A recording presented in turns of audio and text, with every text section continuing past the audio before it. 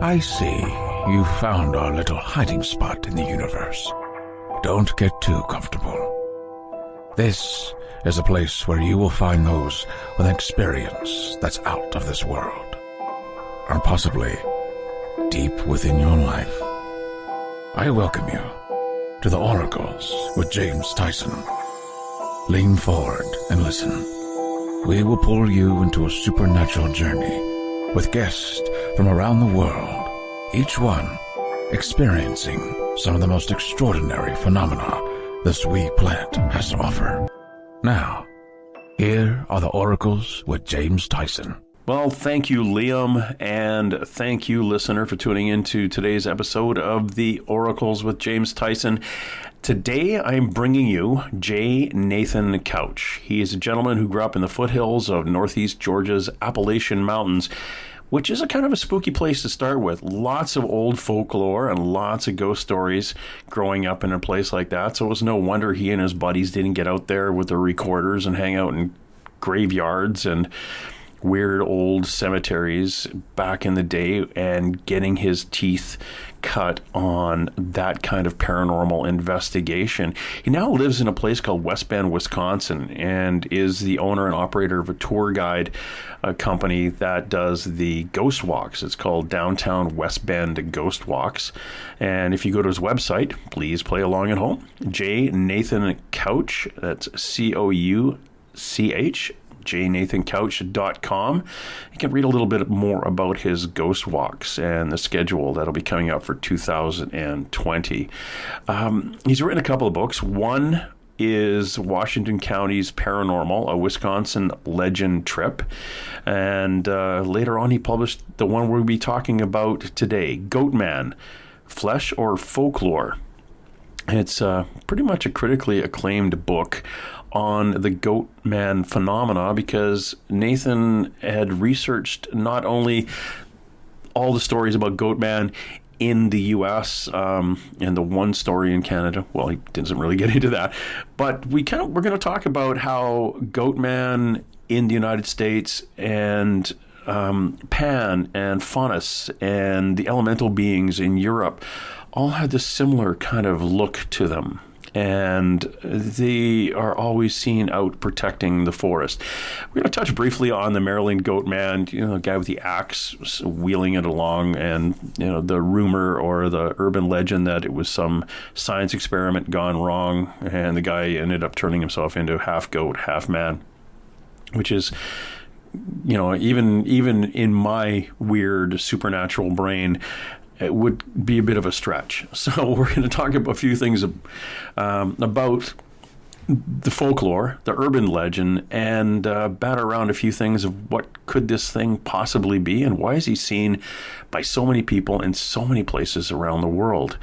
Again, focusing more on the American side of things, because that's where Nathan's book is grounded in his home country in the U.S.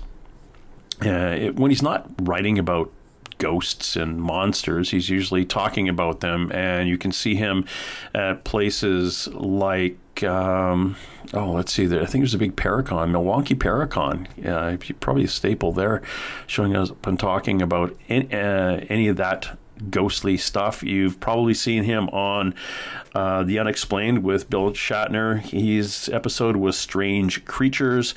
Also, the episode Wendigo in the In Search of Monsters TV series on one of those channels like Travel or Discovery or something like that. And if you want to find some other conversations with him, if you are subscribed to ZTalk Radio, ztalk.com, check him out on The Strange Side with Mike and Nate. Really good guy. So we're going to bring him in, kicking and screaming, all the way from West Bend, Wisconsin, and see how he's doing. Nathan, how are you? I'm doing great. It's nice to be on here today. Oh, thank you very much for dropping by. I'm fascinated with what you've written, your book, Goatman, Flesh or Folklore. And, of course, your other book, Washington County, Paranormal Washington County, out in the wonderful area of Wisconsin. You're not now, that's not too far. That's a little bit west of Lake Michigan, just outside of Port Washington, correct? Yeah, it's about a county over from the lake. It's about 35, 40 minutes from, Milwaukee proper. Part of the 4-county area of Milwaukee is the southern half of Washington County. So it's very near to where Milwaukee is, but it's also just far enough away where things start to get rural. So it's not completely isolated, but you get that small town feel and makes for an interesting atmosphere. What got you interested in the paranormal? Well, basically, I grew up with parents who talked about this stuff a lot. My mom definitely believed in the supernatural. I'm not entirely sure on my dad, but it was a Southern Baptist fire and brimstone type home.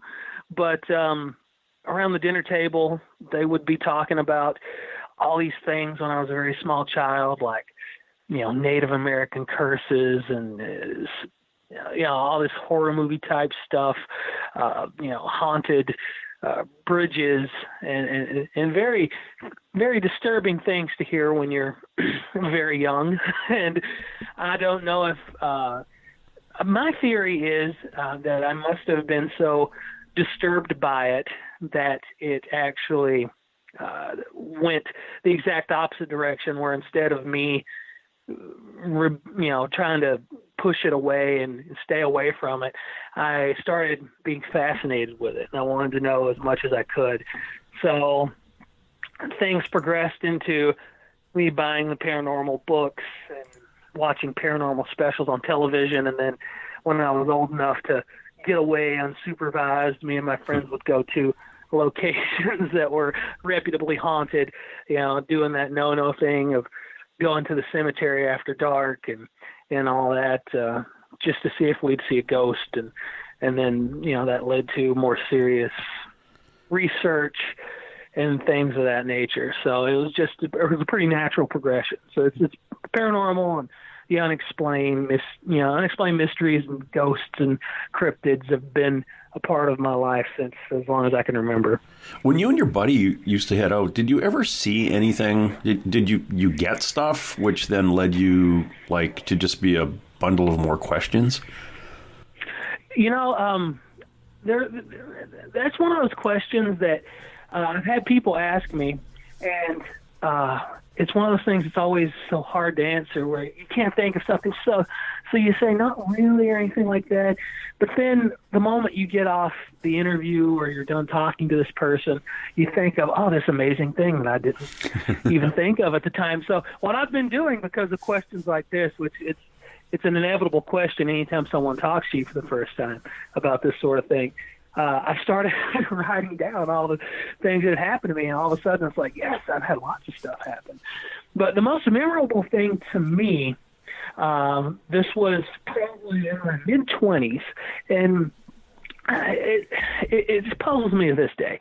There was this road, I'm blanking on the name of it now. I don't have my notes in front of me, but there was a road in rural North Georgia, which is where I grew up. I grew up in Cleveland, Georgia. It's about 90 minutes north of Atlanta, foothills of the Appalachian Mountains.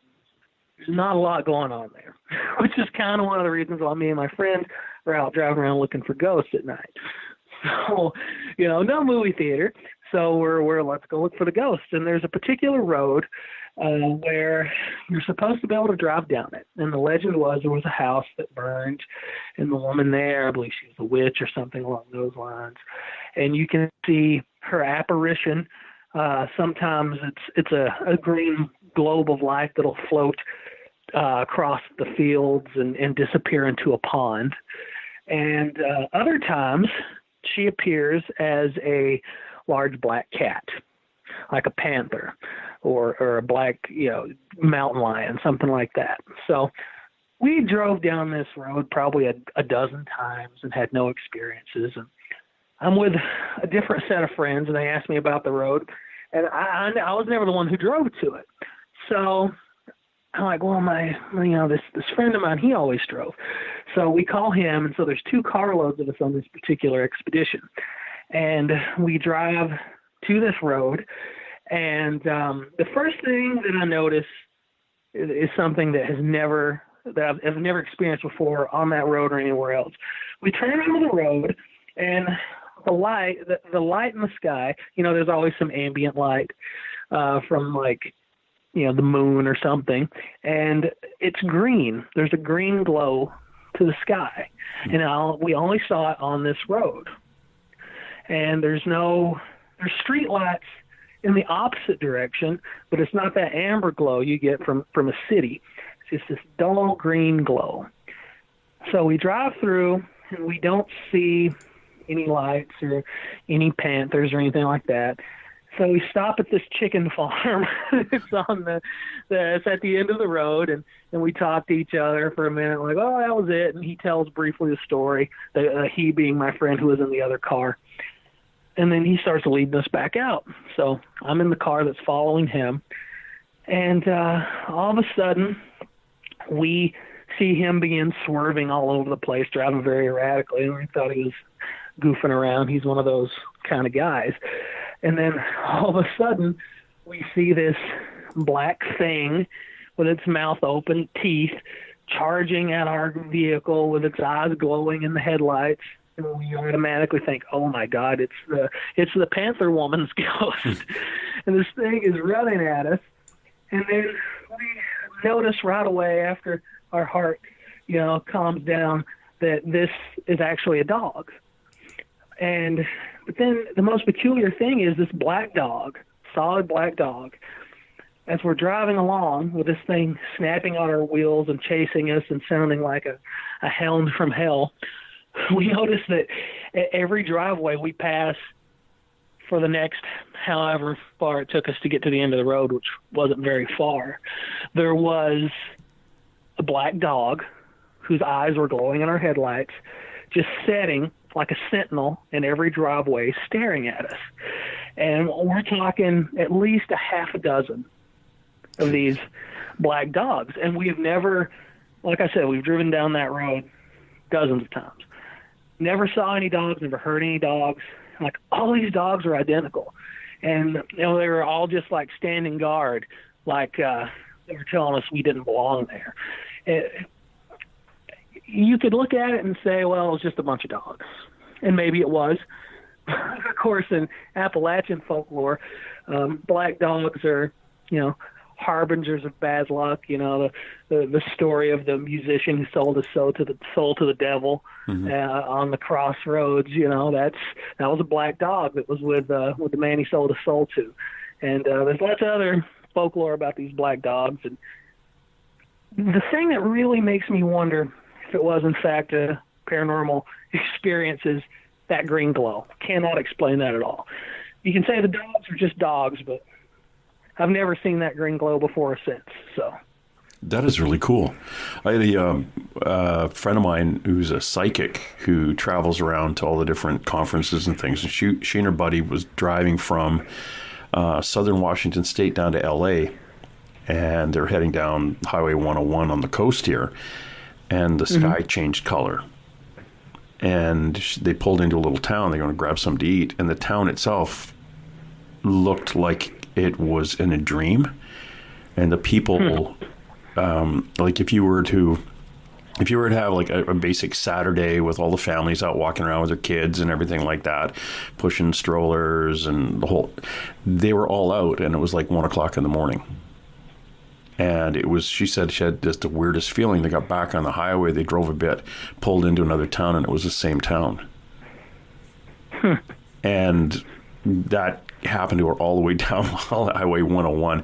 There was geography that didn't match up to what should be on that highway at that time of year. She said it was the most bizarre thing. They also had run-ins with a car that sped up behind them and drove right through them and out the other end. So so I've heard those stories before, and it's freaky. And it's almost like something gets out of vibration, and for a minute things are happening when they shouldn't be. Yeah.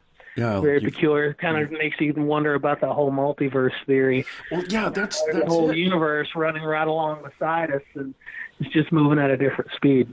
Oh yeah, and I've talked to people who say, well, I see fairies in the garden. Well, how come I don't see them? And we talk about like multiple dimensions and crossing dimensions and things popping in and things like that. Well, it's fascinating. I mean, I definitely could explain a lot of experiences. You just get a glimpse of it occasionally, and that would definitely explain why no one's finding the Bigfoot's corpse, or why the ghost never appears when you want it to, or Exactly. And that's the other thing too, is like, and then you get those people that always see them and the people that don't. And you're running around going, how come I can't see that? Like or you catch a glimpse of it and you want to see it again, and then you're off on a tangent for like 5 years, tracking down, trying to do that again. I find that a lot with Bigfoot people that say, well, why do you continue to hunt for Bigfoot? Well, I saw it when I was younger. I said, well, okay, you've seen one. Why do you have to keep looking for it? And it comes down to it a lot of times. It's like, well, no one believes me, so now I want to take a picture of it so I can show them so they know I'm not crazy. And I said, well, yeah, I mean, you're not crazy. I'm not. Yeah, I mean, I'm not the sort of guy. I don't claim to be psychic. I don't have regular sightings of things. I feel like I may be able to tell more stories than most because, given the nature of my work, I tend to write it down. But I mean, there's some things that, I mean, I've had one or two experiences that have just stuck with me. And for me, it's not really because I know no one's gonna, most people aren't going to believe stories like the ones you hear on these types of podcasts. But for me, it's more like, I don't really believe it. It happened to me sometimes, and I want to see if it'll happen again, just so I can confirm that, it's not just some trick of the mind that we don't understand yet. Because there's been a couple of instances where you're like, wow. And I mean, I've done I don't know how many investigations, and so many paranormal investigations are just so boring and uneventful, like 90-some% of them, maybe 99% of them. And you're lucky if you get any evidence. A lot of times nothing that blows your hair back. You're like, maybe it's this, maybe it's not. But when you have that one experience or that one or two experiences, it's enough to keep the drive going. Oh, yeah. It's just that, it's like that little taste, that little tease, like going, come on, keep going. You'll get it. Yeah, like it happened once. Like it needs to happen again, so even I can verify that I'm not full of it, as it were. So yeah, I was talking to a guy named Bob Lazar who said years ago that he worked at a place called S4 outside of Area 51, and they were reverse engineering UFOs. And he said, dude, like, I could make up a better lie. It's like, either believe me or don't. I really don't care. It's like, I told the guy what I used to do. I told him what I saw. I got a better, I'm off working on my own now. I'm happily married. I don't care if you believe me or not. I mean, unless you're one or two very, very, fortunate people, there's not money to be made in the field of paranormal research. No, it's ridicule, basically. Sticking to your word that doesn't get you a lot monetarily, Well, no, it's like, and this, it's like writing a book. Oh yeah, you wrote a book, you must be rich. No, I wrote a book. It's like, yeah, I mean, even if you make it onto television, you get like a couple of $100 and a meal stipend and a free plane ticket, and it's not enough to. It's not something you can make a living off of. No, most of the time. I host paranormal documentaries, and I was out and did a Bigfoot one, and it was free. But we went off to a location. We got something came into the camp that night, and sure enough, we got like these 22-inch footprints, and that weren't there the night before. Hundreds of them all over the place. And I came out of there going, that was kind of cool. But did I get money for it? Nah. And I didn't really didn't want it, but I can't see somebody. A friend of mine, Russ Accord, he's in a new Bigfoot documentary, not series now, out on the Travel Channel. So, yeah, he's another guy who say, yeah, you don't get rich on this stuff. Plus, people look at you funny. Yeah. But you get to go to cool unless the show's named after you, you're not going to be doing a lot monetary wise. Yeah, the guys who make the big money on those things are the guys whose voice is in the background doing the narration. Yeah, whoever's narrating. Whoever does that, that's the guy who makes the money because he's getting paid good union bucks for X amount of hours at work, and the rest of the people are out there, sleeping under a log, and but just doing it for the fun of it. Most of the people in that level of the television and film business aren't making any money, like much less the people who are on camera. I mean, a lot of the times you listen to the producers, they're talking about living in an apartment in Los Angeles with like 7 other people because the rent there is unbelievable. So, yeah. Dude, it's come to Vancouver, British Columbia. The rent here is a nice 600 square foot apartment for about $2,800 a month. The entire west coast of North America until you reach a certain point in the south is kind of like that. Yeah, we're paying a lot of money waiting for a giant earthquake and a tsunami, so we're the buffer. So what got you into the Goatman side of the paranormal? I know that Washington County out there in that part of Wisconsin is where the folklore has come around it. Tell me a little bit about your research into your book, Goatman, Flesh or Folklore. And if anybody's interested in checking out his books, just go to his website, jnathancouch.com, jnathancouch.com, and see the books he's written there. And you could probably just Google the book, Goatman, Flesh or Folklore, and it'll pop you off to a place you could buy his book. What got you into that, the Goatman side of things? Well, I've been interested in the whole cryptozoology thing since before I knew that term. When I think back really far, the first thing that happened was, I grew up in the foothills of the mountains, and there was these very small, I don't know if you call them foothills or if they were just very small mountains. They were either large hills or small mountains, but they surrounded my home, and pretty rural area.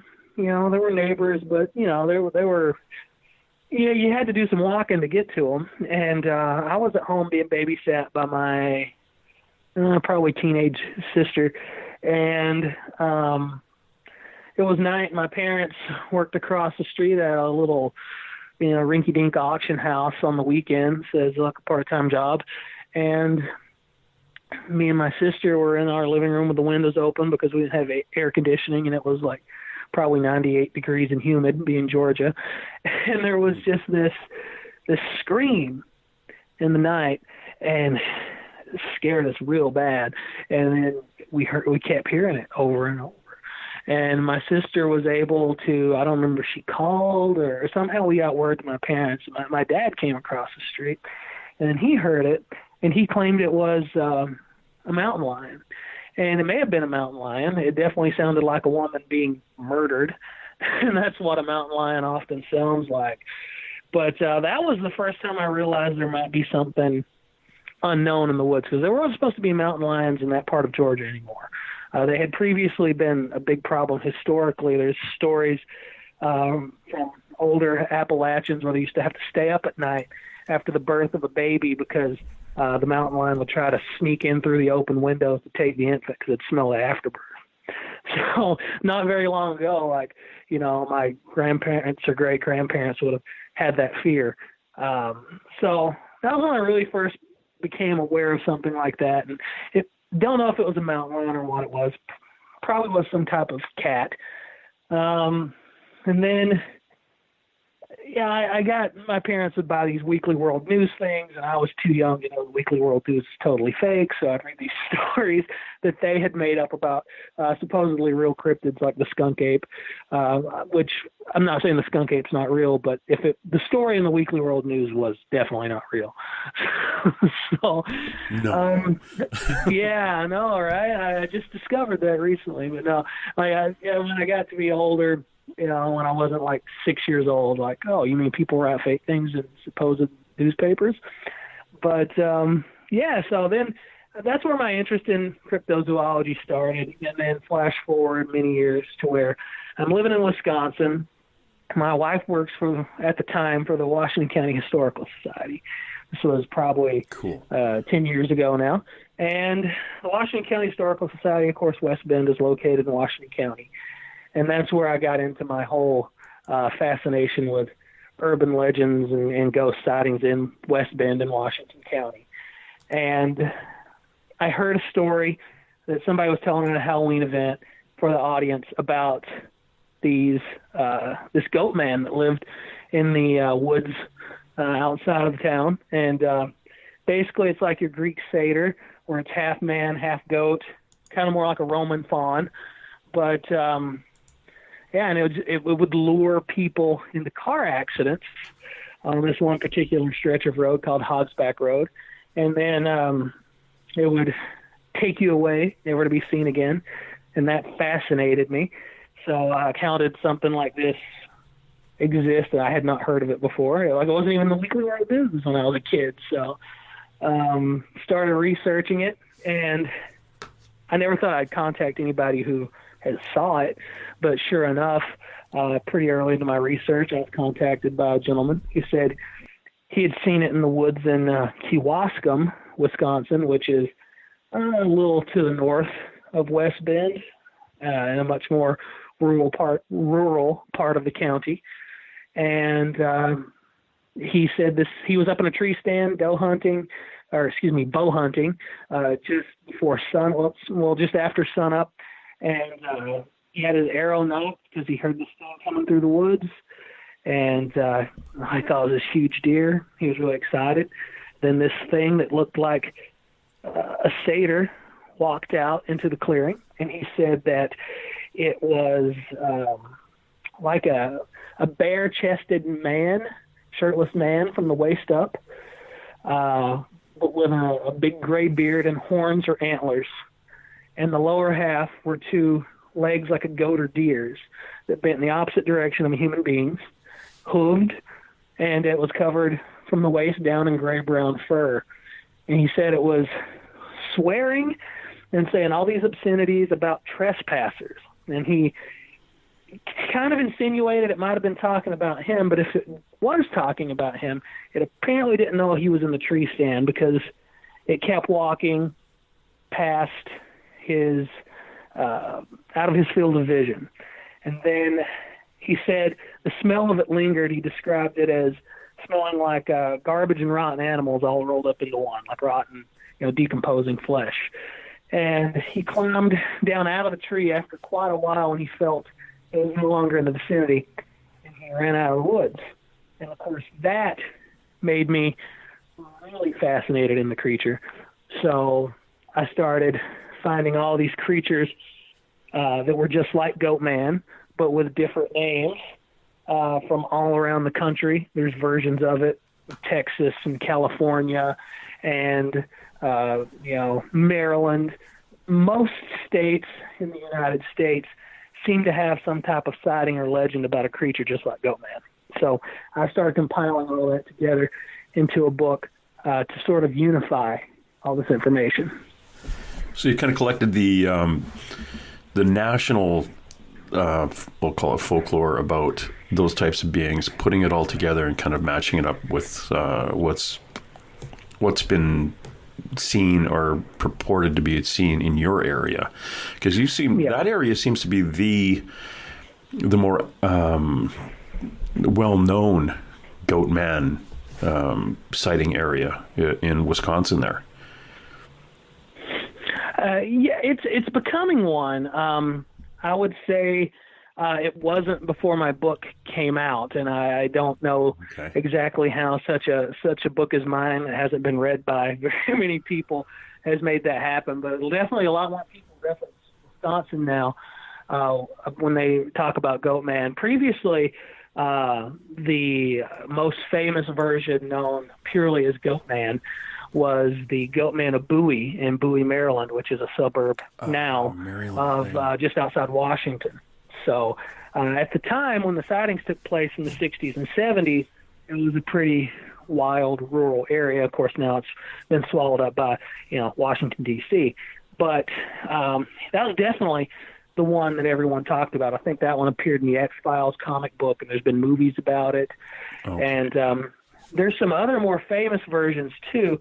Like I would say the Lake Worth Monster in Fort Worth, Texas is very famous, but not a lot of people know that he's related to Goatman because he has such a unique name. And then Pope Monster as well in Louisville, Kentucky is another that's very famous. But again, the word Goatman isn't his most famous name. So that's what I've noticed. The phenomenon about Goatman was everyone thought their Goatman was the only Goatman. And then, you see the Pope Monster in books about Louisville, and you'd see the Lake Worth Monster in books about Texas. And even here in Wisconsin, West Bend and Kewaskum are less than they're less than half an hour apart. But Kewaskum thought the Goatman was strictly in Kewaskum and didn't know about the one in West Bend and vice versa. So for whatever reason, these stories and sightings were very isolated from one another. Have you cross-referenced, you've obviously cross-referenced the ones that are North American or American, but did you also kind of go into what used to be basically called the Greek god of the hillside, Pan, and things like that were seen all through Europe back before the Christianity kind of pushed them out into that whole category of demons? And then people wouldn't say they saw them anymore, but are they similar? Yeah. Well, the Goatman is definitely similar to the depictions of Satan that you see in post-Christian world paintings, or, because what the devil is described as looking like is exactly matches up what very popular nature deities like Pan and Foutas, the Greek and Roman, nature gods would look like. It was definitely modeled after him because Pan and Foutas, especially Pan and Foutas, especially Pan, were the most popular gods in their respective pantheons because they dealt with nature, fertility, shepherds, things of that nature, things that the masses would definitely be interested in. You didn't have to be some wealthy or important person to be worried about fertility or the future of your flock or the trees around your home. So I think that's one of the reasons why that particular image was chosen to represent the ultimate evil in this younger religion. And the book does deal with that a little bit. The main focus is sightings in America, because I did look for sightings in Mexico and Canada, and I found a couple of fleeting little sentences about Canada, but I could never find anything to really research. I couldn't get any information other than, some town, they say there's a Goatman, and then I could never find a single other thing about it. But there is one or two chapters that does deal with Pan and Foutas and what they represent, and some famous historical sightings of satyrs. I know there are still sightings of these things happening in contemporary Europe and in the British Isles, and they don't call them Goatman there. They still call them satyrs or fawns. So the book doesn't really deal a lot with what's going on in the old world, but it definitely acknowledges it because they're definitely part of the same phenomenon. Yeah, that's what I think too. It's a satyr's a little bit different. They don't have the cloven hoofs. They mostly, a lot of times you don't even see them depicted with feet. And the closest thing they had to horns might have been every so often a Roman artist would put a couple of bumps on their head, but the Pan had the more goat horn looking protrusions. Never really ram's horns unless you're, watching a 20th century movie or something. And they really wanted to make it. Yeah, the blending of the fawns and the satyrs really happened after Greece got swallowed by the Roman world. A very early satyr art depicted just a handsome young man with bushy horse-like tails and large, almost like donkey-like ears. And then faun was so similar to Pan, they became blended together, and the fawns, which were followers of Foutas, looked exactly like Pan. And so that's when you started seeing things in artwork that were marked satyr that had those cloven hooves and horns. So yeah, it's one of those interesting things that happen when one culture swallows up another. Oh yeah, it's funny how the being itself, the names changed, but the being itself was kind of kept similar to the fawns and the satyrs. Yeah, they were both definitely nature spirits and had a similar role in their cultures, and one image more popular than the other probably because faun and Pan look so much like these things. So. Have you ever been to a psychic? I have not had a reading done on myself, but I've conversed with them, and I've worked near or around them. Okay, I had a reading done a while ago. I had if you're familiar with spirit guides, each of us have spirit guides and things like that. Mm-hmm.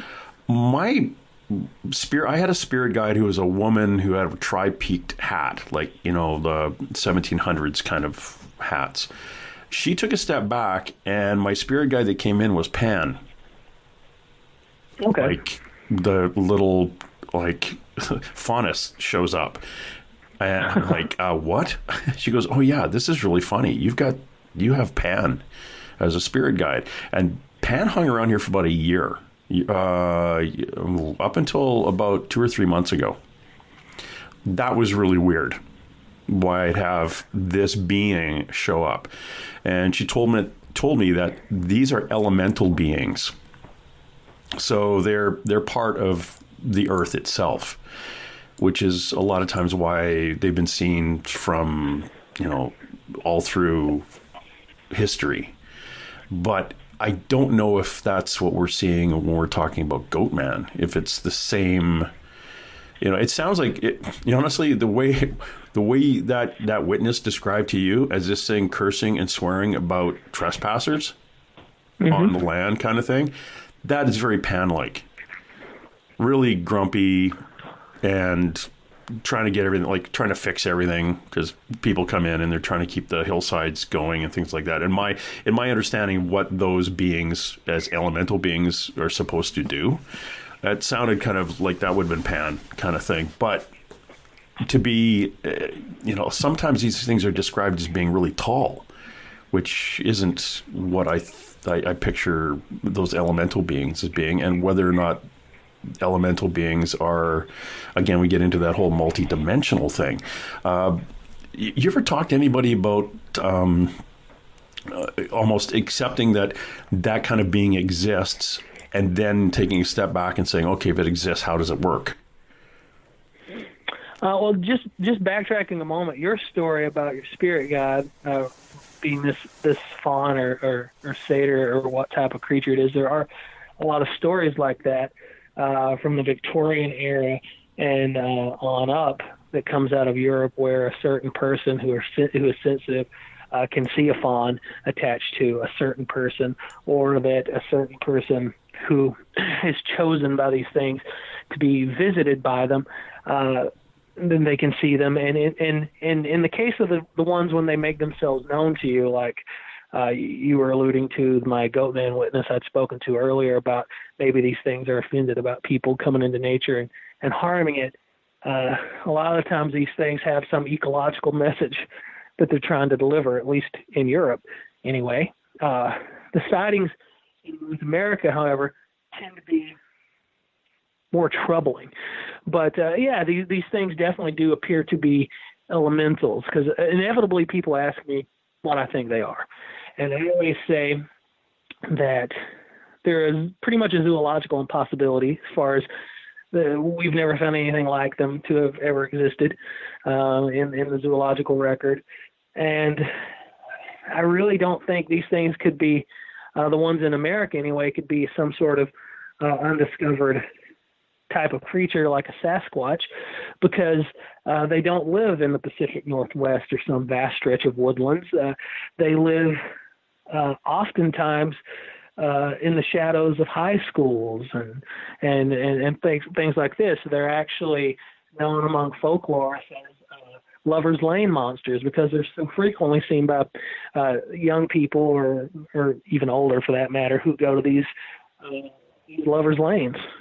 So, there is a big difference there. But I haven't talked to a lot of people in this country who believe that they are elementals, but I definitely believe they are. What makes them behave so much more bestial and aggressive in this country as opposed to their European cousins, I couldn't say. Could it be that they have more to be angry about in North America? Possibly, because, I mean, there are evidence that the Native Americans were aware of these things, your First Nations people. There are satyr-shaped mounds in the Midwest right here in Wisconsin that look exactly like Goatman. And people talk about how these things are representations of the Native American hero Redhorn, or maybe it's a stylized version of someone in a headdress. But the mounds that exist in Wisconsin, at least, that look like these satyrs, the most famous is Man Mound in Baraboo, Wisconsin. So if anybody's sitting at the computer right now, definitely take a look at that amazing structure. This thing, this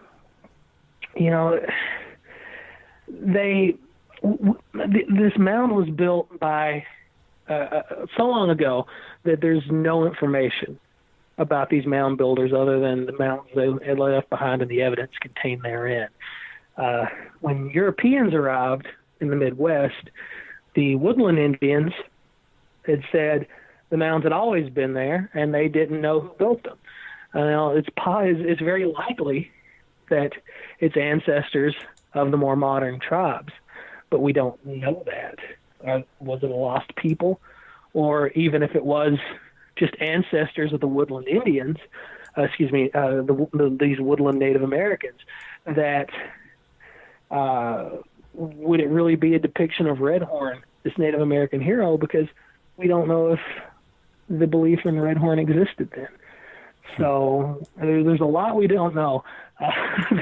There's a set of effigy mounds in Washington County, just outside of West Bend, like 5-minute drive outside of the city.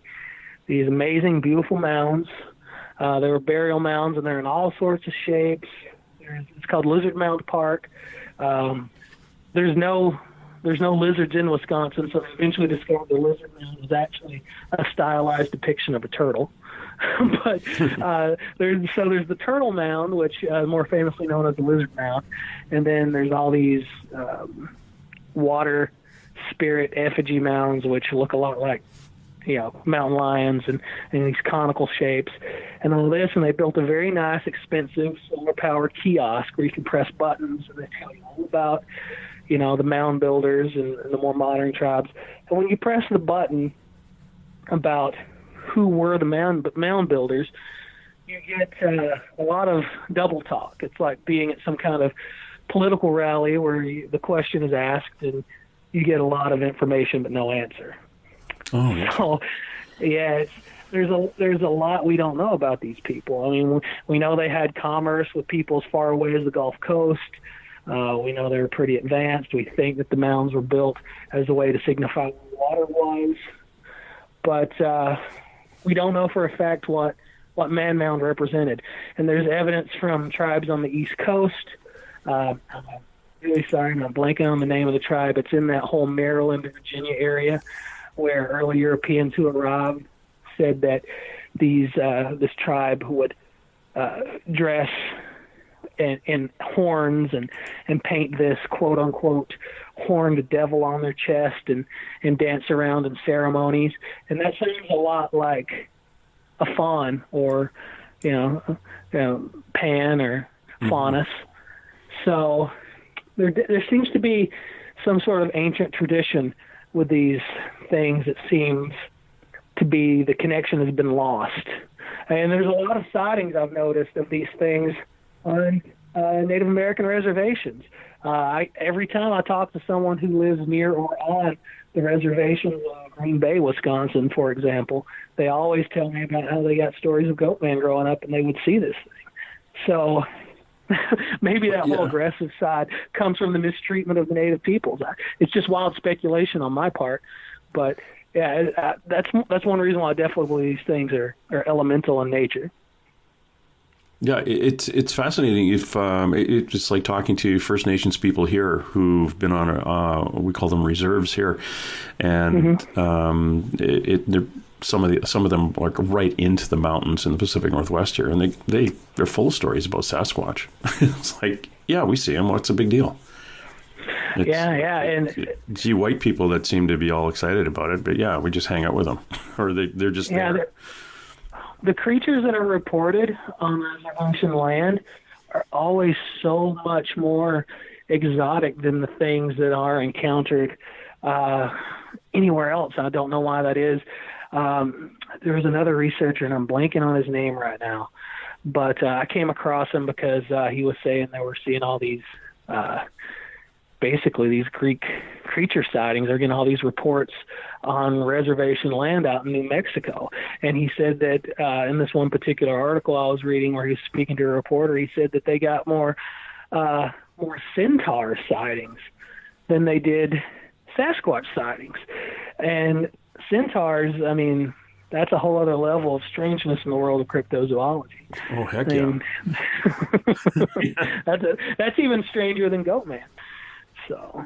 Yeah, you'd be screaming away from, you're driving your truck away from a centaur sighting and get pulled over. They'd be checking your breath and your blood alcohol and whatever else is in your system. Honestly, I saw I've actually done quite a bit of research. Yeah, I've actually done quite a bit of research on the whole centaur thing once I found out about that, but I just don't have anywhere to publish it at the moment.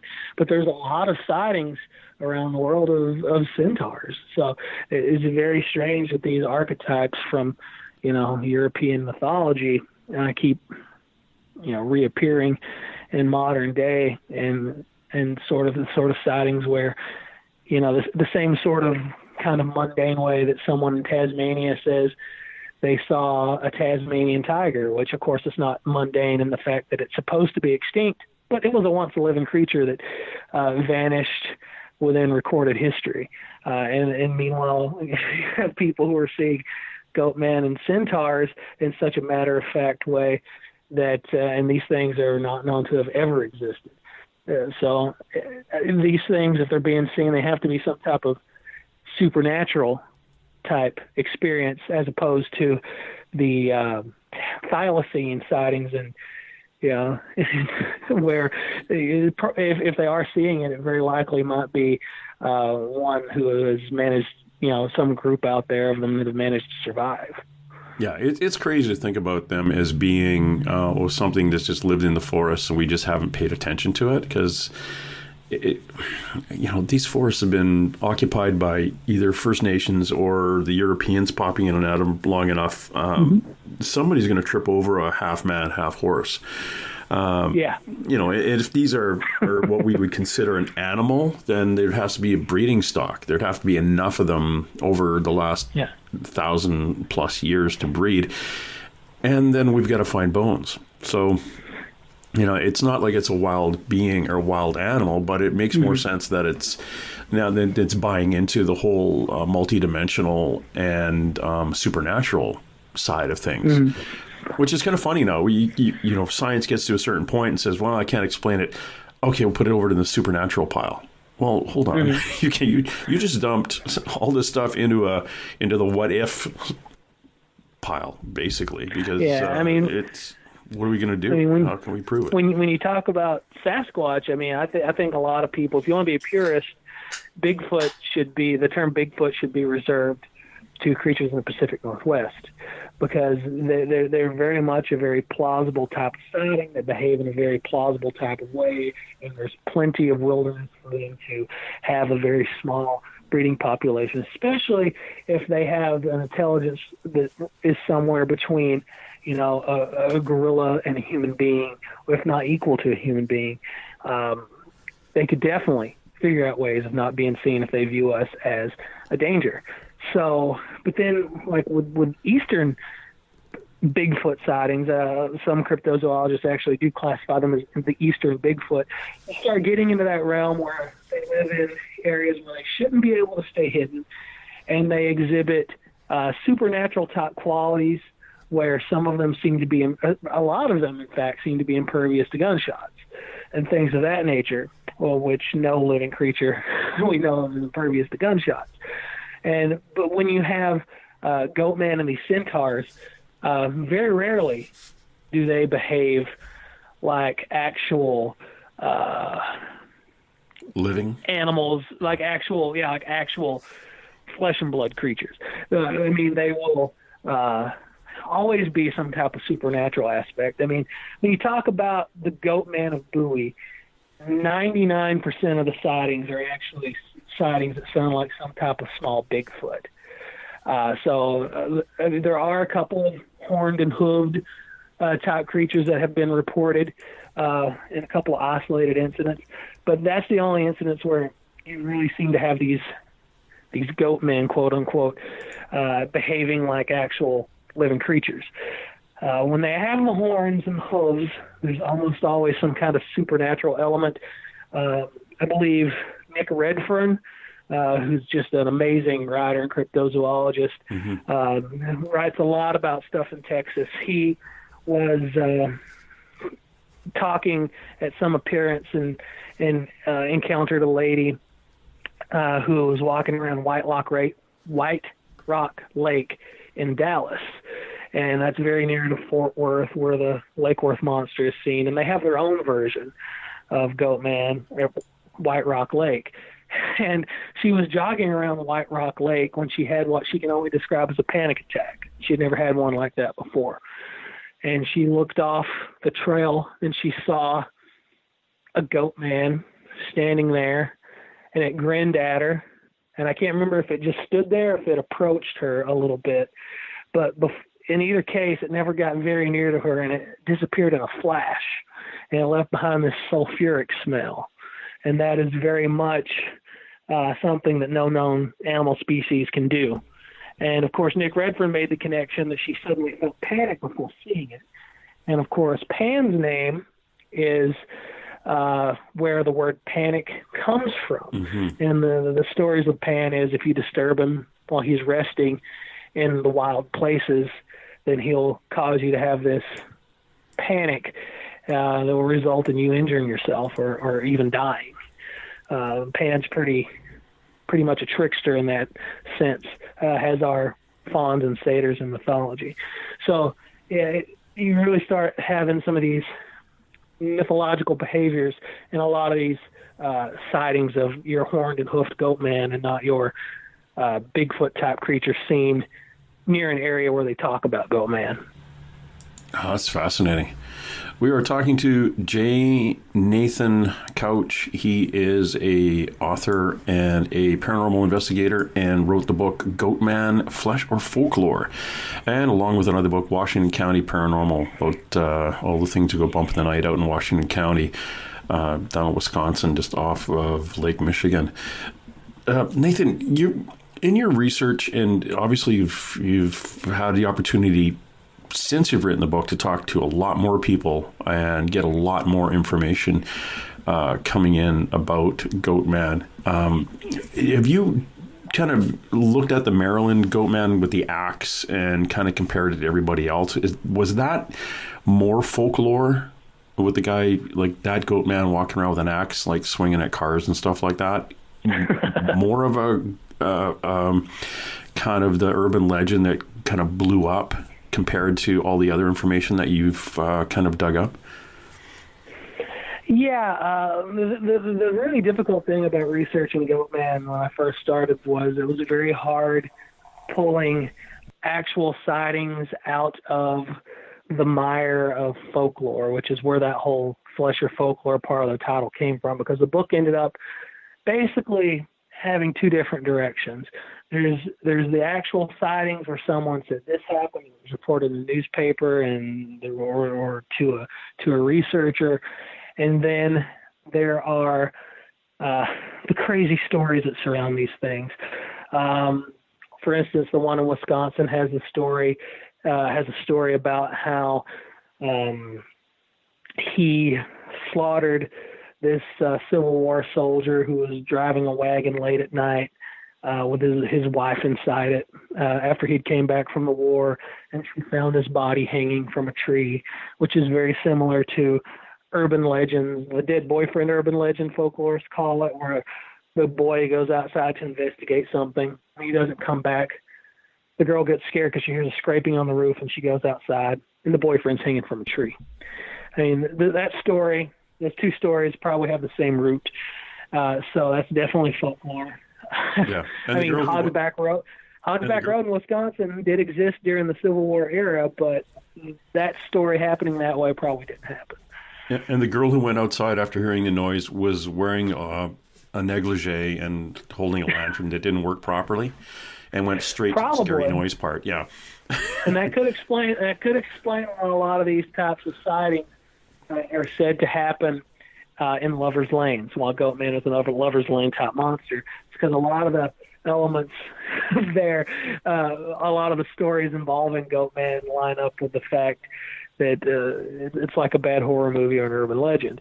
In the case of the Goatman of Bowie, where he's supposed to be, there's a couple of versions of his origin. The most famous one is he was like a science experiment at the BARC research facility, which I think BARC stands for the Beltsville Agricultural Research Center, which is an FDA facility where the government has genetically produced different types of animals for human consumption. For instance, they came up with the Beltsville white turkey there, which is basically the ancestor of all the turkeys that people in North America eat on Thanksgiving because they produce more meat on less feed.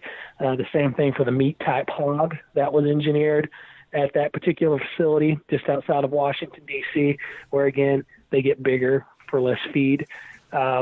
Supposedly, Goatman escaped from Beltsville.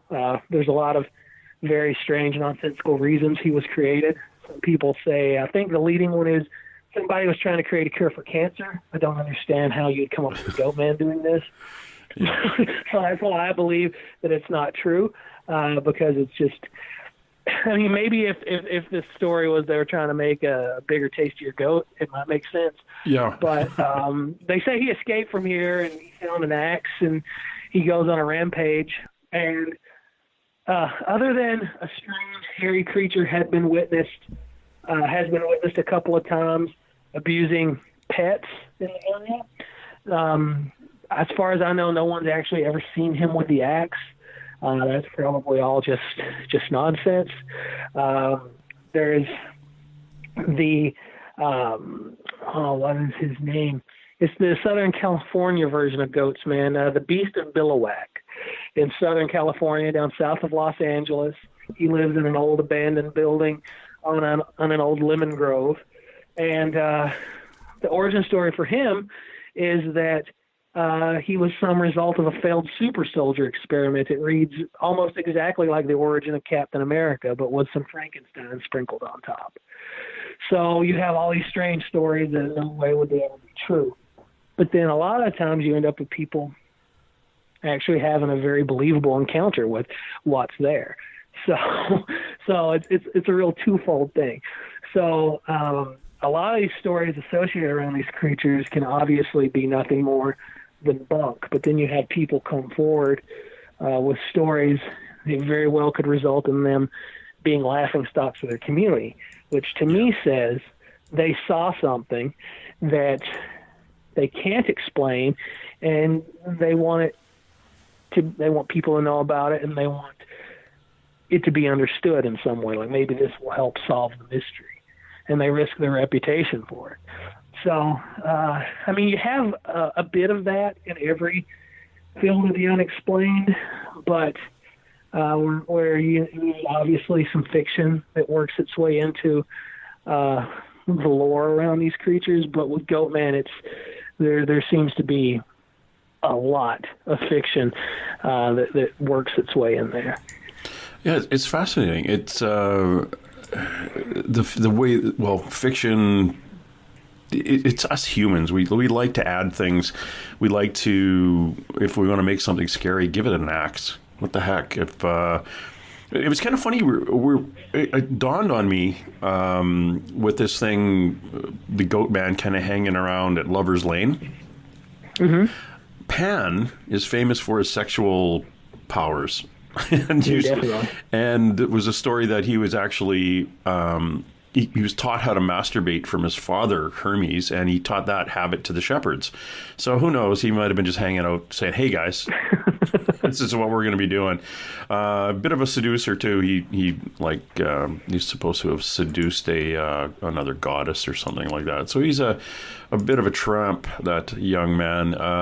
So who knows? Was it Pan? So I believe Pan was in love with one of the nymphs, which is a nature spirit. Unless I'm blending two things here, so I'm not exactly a Greek mythology expert. So if I make a mistake here, someone please bear with me. But he was definitely in love with a female mythological entity, and I believe she turned herself into some reeds to get away from him. And in his anger that she had did something like that, he cut down the reeds and made his panpipe, which is where he got his pipes from. So he was a very lusty god, and the satyrs, whether or not they should look like goats or horses, they loved the nature spirits, the nymphs as well. And in mythology, when there was no nymphs available, the satyrs would very much pursue human women. So all of these nature entities, these elementals, they all seem to be very lusty creatures, whatever they are. Yeah, it's fascinating. It's fascinating when you start looking at, some guy named Kevin 3 weeks ago saw something at the end of a street, and you go down and talk to him about it, and Kevin's like 25 years old, has never read anything from ancient Europe. And all of a sudden what he's describing, you're going, hold on, I remember that from a book, and that was some Roman thing that I think you're describing one of these, and you show him the picture and going, yeah, that's what I saw. Like, how did that connect? And we're getting a few of those, and it seems to be in the last about 10 or 15 years, we have more of the overlap of people seeing stuff that it throws back to people who've seen these over history. Yeah, I mean, I think with Greek mythology, I mean, that's something that it's taught in schools and a lot of people know about it. But I think where a lot of this stuff comes from is a lot of this stuff existed in the old world and it had other names, but then that's forgotten now that, America has been America or Canada has been Canada or what have you for however many years, because people forget these things because it's not part of our culture so much anymore.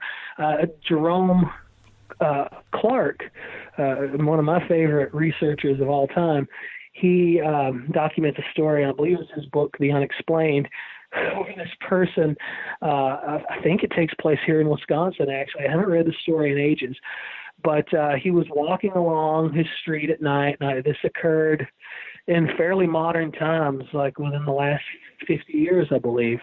And everything was eerily quiet, and he heard these voices, these strange little voices and footsteps coming, and he jumped off the sidewalk and hid. And this troop of very small men in little boots went, stomping by. And in Europe, it would have been called a fairy sighting or a brownie sighting or something like that. But he didn't have that knowledge, so he just thought it was a troop of very strange little men. And if that had taken place, across the Atlantic, it would have been a very different story. So you really can see how a lot of the folklore of Europe matches up to things that people are experiencing today, not only in Europe but here in the United States. So a lot of these things seem to be universal. Yeah, and they seem to be. I don't know if it's Nathan. I don't know if it's us because we're so open to things that are paranormal, supernatural, metaphysical now, or and seeing them more often, or are they occurring more often and we are now not afraid to say it? Or hold on, let me get that right. Are they occurring more often, or are they occurring like they always have, but now witnesses aren't going to be called crazy when they come out and say it? I think a part of it is that when someone has one of these sightings, I mean, they do seem to be more open to talking about it now. And I think a lot of that comes from how easy it is to communicate, because you have the internet, you have all this mass media like television, radio, all this stuff. So when you see something and you are brave enough to say it, and there is an atmosphere of, I don't want to call it acceptance, but you turn on the television or the radio or go on the internet, and there's all sorts of stuff from the Fortean world out there where it's not as taboo a subject anymore. Mm-hmm. So I wouldn't say it's mainstream, but it's definitely not as taboo in most parts of North America. So these people are more open, and then they can tell a much bigger audience. Like if I saw Goatman tonight, I could go on any number of forums and post it, and thousands, if not millions of people could see it instantly. When a lot of the more famous researchers were just starting out, they would hear one or two isolated little stories and start digging there. And then even when they were collecting this information, you'd have to subscribe to some journal that they were publishing out of their basement. Yeah. And there might only be like 100 copies of it ever printed, and it's got this amazing story from this eyewitness included in it. So, I mean, there's a lot of great sightings that occurred that if the original person who documented it is no longer with us, or the witness themselves, they get lost quick. So you find, luckily, some of these journals are being scanned and archived out there. But so there's probably a lot more of these things that were recorded we don't know about anymore. And then there was probably a lot of sightings where maybe people wanted to tell someone, but they told the local deputy, and he kind of just made fun of them, brushed it off, and if he ever wrote it down at all, police departments only keep their records for so long. Those are long gone. But now you put something on the internet, it's up there forever, for good or for bad. Yeah, no kidding. Just ask anybody on Twitter. So I was a policeman in Canada for 28 years, and people. I was being interviewed once. They said, "Well, what did you do with UFO reports when they came in?" I said, "I never had one." Like, how about Bigfoot? Nope. Because people, I think, a lot of times weren't going to say it out loud, or not get a hold of the police and say, "Hey, look, there's a UFO in my backyard," or "A Bigfoot is taking apples out of my tree," because I think unless you think they're ridicule. Yeah, unless you feel like these things are immediately posing a dangerous risk, what good is it to tell policemen? What's the cop going to do? Or go out and arrest Bigfoot? It's not really their job. Really, when cops get this information, it's because, well, who else do I tell? yeah, and that's what it is too. It's a friend of mine, John D'Souza, he's a retired FBI guy who, when he was a rookie, he got stuck on the desk getting all the weird UFO complaints. And over time, a couple of retired guys went back and, through Freedom of Information Act or whatever, they accessed a few of those old files that were on his desk and took him to LA, and that's where the first bits and pieces came out for the writing of the X-File TV series. So they all originated on John's desk, like he's kind of the original X-Man, but he'd been seeing UFOs ever since he was a little kid. And this is one of the things he and I used to talk about. And he put out a book. It had 52 stories, and they're all from police and FBI guys who encountered stuff at work. that you couldn't really tell even the guys you worked with, because guess who's not getting invited to coffee tomorrow? Yeah, James, he said he saw some UFOs, picked up Bigfoot, and went to a prom. It's like, yeah, okay, we're not going to invite him anymore. There's a couple of really good ghost sightings that I've gotten from police officers in the Washington County area that I'm pretty sure no official report was ever filed for. Yeah, you don't want to say anything, because how you going to explain it? Like, I got pushed. I was at on a property in 1997 or 98. 98. Just my last year in uniform. And we got called out to an area. It was an old shut down psych hospital called Riverview. And some kids just, drinking beer, running around, doing what you and I did when we were kids. So you kind of go out there and wiggle the flashlights and say, hey, you kids, get out of here. So just getting ready to leave, and I get pushed from behind, and I turn around because, it's a spooky place in the middle of the night, all these old 1930s buildings. And I turn around thinking it was one of the guys I work with, and there was nobody there. And I was like, damn it, don't do that. But, who do you tell? Yeah, you may tell somebody over a beer later, but you're not going to write it down. Yeah, there's a pretty famous sighting that happened, I want to say back in the 1980s in western Wisconsin, out near the Iowa border, in this town called Mineral Point, where this police officer chased this thing that he described as basically looking like a movie vampire. He saw it; it had the cape and the whole 9 yards, and he said it was standing in the cemetery, and he pursued it, and it ran so fast he couldn't keep up with it, and it jumped several feet in the air like an Olympic long jumper over this very high fence and disappeared. Became known as the Mineral Point Vampire, and he told the story. And granted, he did have a reputation as being a bit of a jokester in the community. There was one incident where him and his friends dressed up like a gorilla and were scaring people. So he's not the most credible person on earth despite being a police officer, but he got so much ridicule from people, not only in the community, but right there in the force, that he ended up quitting law enforcement. And I don't know if he quit entirely, but he moved completely away from Mineral Point. He had to leave the place he grew up because he came forward with this granted very incredible story. So yeah, I mean, definitely. Not only it's dangerous to tell these stories, at least maybe not as dangerous as it was then as it is. It might be less dangerous now than it was then.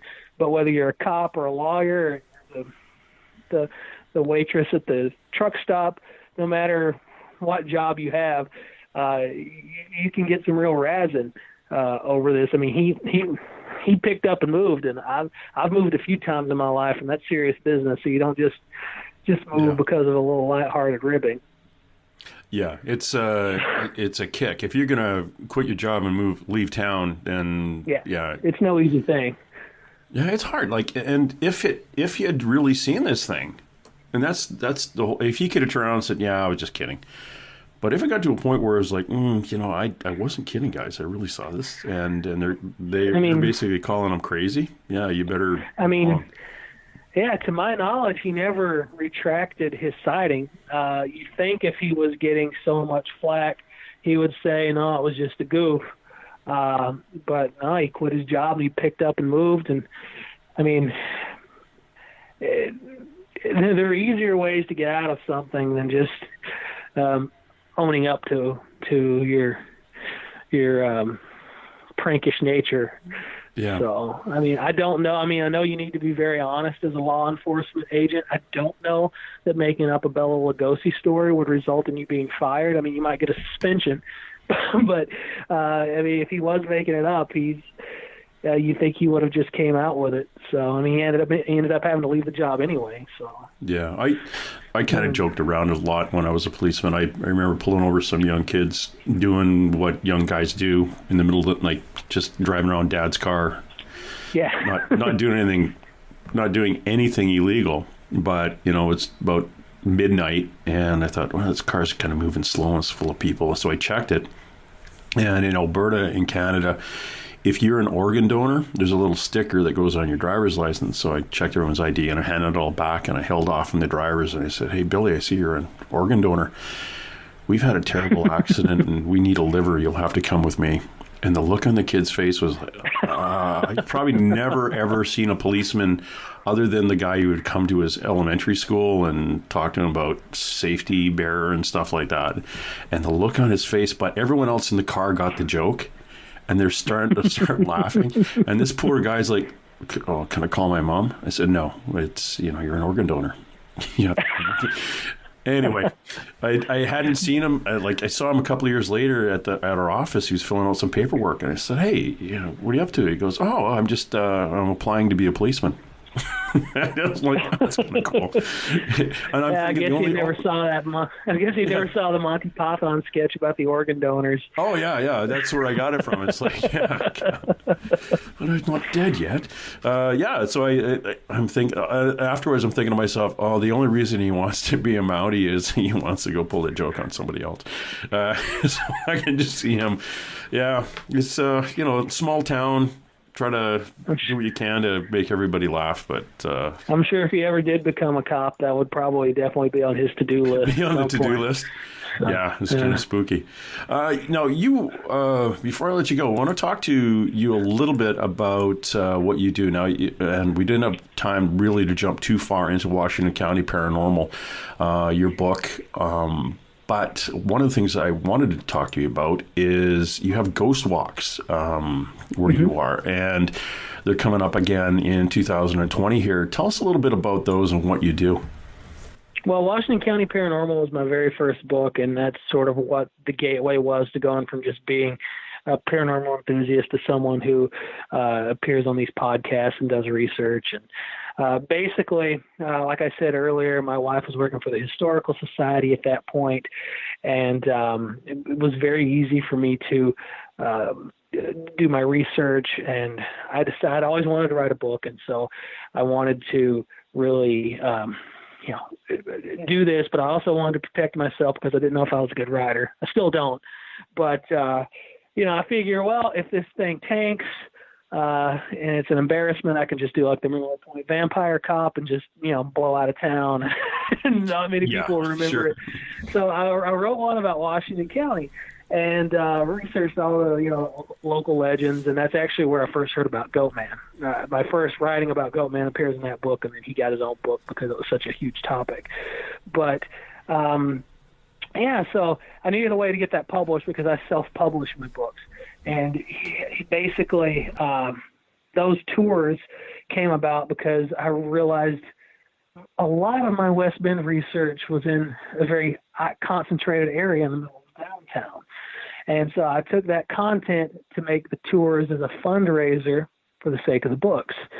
And they ended up being so well received in the community and such fun for me that I've kept them around since. And they started in, I think, 2010 or 2011. I lose track of time. And I skipped a couple of years in there because I was out of the area briefly, but they're still ongoing. And basically, we start in front of the old jailhouse and courthouse there in downtown, and we talk about all the spirits there as well as many others along the way. It's about a 90-minute, 1.2 mile round trip tour. And there's actually so many spots in that area of West Bend that there's 3 or 4 that I can't even include on the tour because it would just end up being, God forbid, a 3-hour tour if anybody still gets a Gilligan Island reference. But yeah, I do. So basically, that's where those tours came from. So that's kind of cool. I'm glad you're doing that too, because it kind of gets you out there and keeps your hand in asking all those questions. If anybody wants to, or anyone actually has a story, Goatman or anything else paranormal, go to Nathan's website again, jnathancouch, and .com, and you'll see a thing he's got set up there where you can actually submit one of your stories. And it is kind of cool. And there's a lot of Goatman content on that website's blog that's not in the book, because after the book came out, I was just bombarded with people telling me about stories from towns I've never heard of. I actually found out there's a Goatman that's supposed to live in the Los Angeles National Forest. And Los Angeles is a huge city, and somehow that particular version is flown under the radar for the most part. So there's all sorts of stuff on there if you're really into the minutiae of this topic. There's a lot. If you ever get a chance to go to Los Angeles, that is what hasn't burnt or hasn't washed away in a flood. Unfortunately, there's a large rural area. Like it's a lot of scrub. I was surprised by it. You want to get right outside of the city. Cougar attacks there, coyotes all over the place. Yeah, they come. It's right on the edge. LA's jammed between the ocean and the mountains, so you got a lot of wild area out there, even south, all the way down to Pendleton, where the Marine Corps base is. Camp Pendleton's huge, and it's all, I shouldn't say all, but it's mostly just rural. You're not going to walk around out there without getting blown up, but you don't want to go to a Marine Corps training facility unannounced in this part of the century anyway. There's some very, very rural areas, and if you ever flew across, like from Seattle to Florida, look out the window, and the U.S. is empty. Like it's a vast wilderness. There's small towns and a lot of farm area and a lot of places to hide. It's it's a big place. When you, I've taken that plane ride from Milwaukee to Los Angeles a couple of times, and for the most part, you're just flying over nothing. I mean, you might hit Denver if you have a certain flight plan, but for the most part, it's just huge mountains, and you'll see a tiny parking lot with 3 cars around it and a small building, and you wonder what it is, and then just nothing but desert or forest or some really isolated places. Like some of the roads that go through the mountains near Colorado, it's like I wouldn't drive down that when the weather's nice. There's some very intimidating landscapes in the United States, and I'm sure in Canada too. Definitely in Canada. I mean, ours is flat. Once you get out of the off the coast and into Alberta, you get up on that plateau, and it's friggin' flat. You can the plains. You can see yourself driving. Like it's sat flat. You can see around the world and look at your tailgate going, I'm in front of myself. Yeah, it is. You guys have so much unpopulated land up there, though, north of you. Though it's very inhospitable, but like who knows what's in there, Yeah, it's. I worked in northern Alberta as a Mountie, and I've actually, in my career in the Royal Canadian Mounted Police, I've been to the Yukon, Northwest Territories, every province except the Maritime provinces, and no, that'll be about it. The Maritime provinces. And a few bouncing around a few places in U.S. too. It's a vast area and not a lot of people. Like you say, it's the majority of our population is within 50, 60 miles of the U.S. border. And, you're probably huddling for warmth, I'd imagine. When I read the weather reports from southern Canada, it's like how you people live there. And, I couldn't imagine they're the ones who live in northern Canada. That's southeastern Canada. Like here in the southwest, like it's the same weather as Seattle. We live in a rainforest. So it's not too bad. We get the Japanese current that keeps the ocean warm here, so nothing really freezes. But and I really enjoy, like I have a motorcycle. My buddy and I drive down to South Dakota. We go down the highways into California and things like that, and hit all the small towns like Deadwood, South Dakota, and a few of the smaller places in Wyoming and Montana. It's great, and again, not a lot of population up there either. It's I think it's South or North Dakota, but one of those states just keeps shrinking in population. I can't remember which one I was having at the most, but there's basically a lot of new ghost towns starting to develop in that particular region of the U.S. Oh, it's crazy! If you can get out here just to putter around, and then we're going to ride our bikes to Sturgis, South Dakota again this year, and on the way back, we want to stop off at. Have you heard of the Skinwalker Ranch in Utah? I have heard of it, but I'm not terribly knowledgeable of it. It's crazy, supernatural, paranormal, UFOs, dogman, wolves standing on their hind legs, crazy. And right across the fence from the Skinwalker Ranch, which is well guarded, and guys driving around in golf carts with assault rifles because they want to keep you off. Right next door on the other side of the fence. That part sounds familiar. Yeah. The other side of the fence is a place called the Blind Frog Ranch, which is open. And believe it or not, spooky stuff doesn't pay attention to the fences.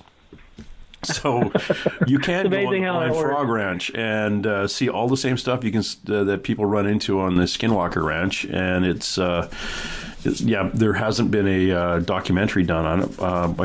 My buddy of mine, Jeremy Corbell, did a documentary on the Skinwalker Ranch, and it's really, really fascinating if you can get a chance to ever see that.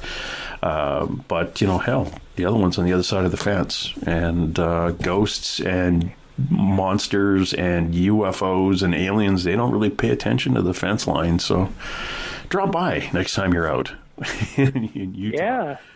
Definitely, there's so much stuff in the Western U.S. that I feel like I'm missing out on. I definitely need to expand on that. I mean, some of these places have just had just such a brutal history. I mean, you have that same history here in Wisconsin, but I'd love to get out to Donner Pass. I don't know if it's haunted, but I can't believe it isn't. You live in an area where you're within a century and a bit from the Civil War. You had stuff happening, like violent, horrible things happening not too far from where you live. I mean, Wisconsin's a pretty new state. I mean, and of course, hardly anything was documented by the original peoples that lived here. They were kind of an oral culture, and then you come in and destroy a big chunk of that culture and displace it, and then you've lost a lot of that culture. And that's, I mean, for instance, the oldest home in West Bend where I do the tour is actually on the ghost tour, and it only dates back to the 1850s. And you say that's old here in the New World, and then somebody who is living in a building in London that's been there for 300-400 years, they just kind of laugh at that. But so who knows what sort of things have happened in any given location here in Wisconsin that we'll never know about, that might be an instigator for, some type of phenomenon. Well, you get that in Wisconsin. We get that here. All our buildings are 1850s, maybe late 1700s if it's like an old trapper's thing, if that. But you will get people from the eastern Canada, like Quebec, who their buildings go back to the 1600s. Or earlier. It's like I was down in Gettysburg at the battlefield. That town has got buildings in it from the 1700s, and they're crazy haunted. And it's just because they've been around a long time. But again, we were talking, I think, a bit off air about the water. And if you're near a large body of water that has movement to it, it generates enough electricity or energy that no matter what or when the person died, they can draw that energy and actually be visible. So around the port, like Port Washington area, not too far from where you are, it's easy to see. And on the coast here in British Columbia and in northern Washington State, up where the Pacific Ocean squeezes in above Washington State and between Vancouver Island, it creates so much energy. We don't have any more dead people than you do. It's just that they can see them a little easier. Yeah, Lake Michigan, it has a bit of a Bermuda Triangle type reputation to it, where ships and planes go missing all the time. And then, Wisconsin has tons of lakes and rivers. And you get to Minnesota, which has a plethora of paranormal phenomena attached to it. It's the land of 1,000 lakes or whatever it may be. And yeah, I definitely think that contributes. And then there's a lot of limestone in the area. That's believed to be a potential catalyst. And I don't know if it's the long winters or if it's some peculiar energy in the atmosphere. But Wisconsin seems to have more weird phenomena associated with it than any place I know of. So I don't know if it's the water or if people are going, stir crazy or what it may be. But Wisconsin's very open about it all. I mean, there's a monster everywhere you look. I'm in my home office presently, and I have a map of Wisconsin that's decorated with just dozens of cryptids and things dotting the landscape. And everything's haunted. There's these strange roadside attractions, and then you get to the more real, provable world, and you have all the famous serial killers. It's a very unusual atmosphere in Wisconsin, and I think that's probably why I've sort of adopted it as my home. Well, it's a great place. You've got, like you say, there's so much water. You got the Mississippi River. You've got Wisconsin. Yeah. You've got everything moving. Crap little lakes, all really good. And that area too. You've got the American First Nations people been there. Got a huge forests, huge national forest north of you, right up onto Lake Superior in the north end. You've got a lot of really good area for very, very natural and supernatural activity. I mean, you name any type of topic in any paranormal book, and I can guarantee you, I can find something in Wisconsin associated with it. We have a lost pyramid at the bottom of Rock Lake. We have Goatman. We have Dogmen. We have Wendigo sightings and more types of Sasquatch than you could shake a stick at. Marine, tons of lake monsters and curses. Every square block, it seems like there's a ghost. It's if you're into to peculiar things, Wisconsin is like a all-you-can-eat buffet. It's great, and plus you've got beer. So you have lots of beer, and you have cheese for your appetizer. And that sounds like a stereotype, and it is a stereotype, but in this case, it is a stereotype for a reason, because it's true. Wisconsin's very proud of the breweries, very proud of the cheese, and they're very proud of their weird creatures and unexplained phenomena. That's perfect. And hey, guys, if you want to go follow J. Nathan Couch on Facebook, just go to just search your J. Nathan Couch on Facebook. You can find his website, JNathan. Go on, my tongue's falling out. J. Nathan Couch. .com. Go to his website, check out what he's got coming up, and if you're in the area, if you're out in that part of Wisconsin, check out the ghost walks, and if you're not, check out ghost walks in your own town. It's a bit of a history. If you like ghosts and you're interested in history, it's where you live. Go look at it, check it out. People who put these things on aren't trying to pull your leg. You'll actually see some really, really cool parts of the town that you probably didn't even know about, and get a good story with it. And even if you're a skeptic, I mean, these things, people who go to the trouble to put on a tour, they love history, and you're going to find out something unique about your town. If there's a ghost walk, you're going to find out about some unexplained murder, some missing person, or some town scandal that you never knew existed. So if you're not even interested in the paranormal, you have that to hold your attention, because people who go to this much trouble, they love strange history. They certainly do. And thank you very much for your time on this. And if anybody's watching any of the old kind of spooky shows, a lot on the you're on the Travel Channel and History Channel and stuff like that too, on a few shows. Yeah. Yeah, I was on, see if I can get these right. I was on In Search of Monsters. I believe it was the Wendigo episode. I appeared on that one. And then I was on an episode of Unexplained with William Shatner. I believe it was the cryptozoology episode. That's probably not the exact title, but... That's very cool, though, to be on with Bill. So you're hanging out with Canadians again, right? Yeah, well, see, the thing is, I wasn't told that Bill was even going to be on the show, and he wasn't there for the recording. And a lot of these shows, they don't even have a host; they just have a narrator. And I assumed that's Right. what was going to happen. There's going to be some creepy voice talking when I wasn't. And then, I turn on the TV, and there's William Shatner. I'm like, missed opportunity. But at least I have a connection when they look at my two little appearances on IMDb. There's William Shatner. So I have some connection to a legend at least. So that is cool.